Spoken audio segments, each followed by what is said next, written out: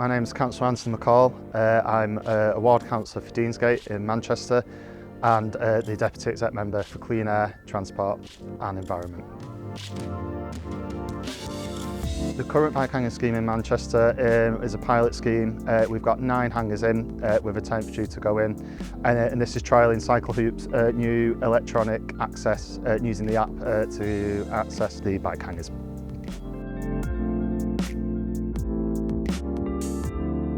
Our ambition for the Bikehanger scheme, we've just launched our 9 trial hangar locations.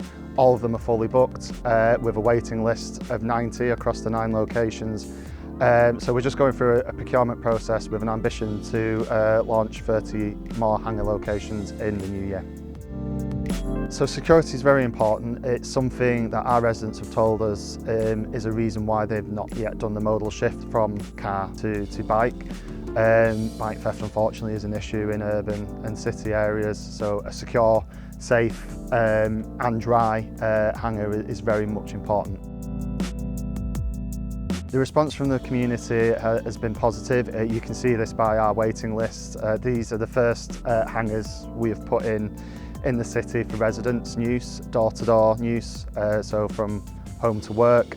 And having 9 bike hangars in the pilot with 90 people in the on the reservation list is a resounding success.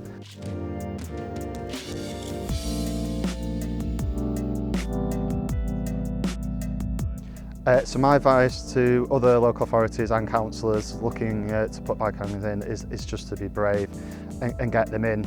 Highway schemes that take up road space can be controversial, but what we've generally found is as we get the bike hangars in, the controversy disappears, residents see and understand that it doesn't cause a problem in their neighbourhood, and they're generally well used with a large waiting list for more people to use them.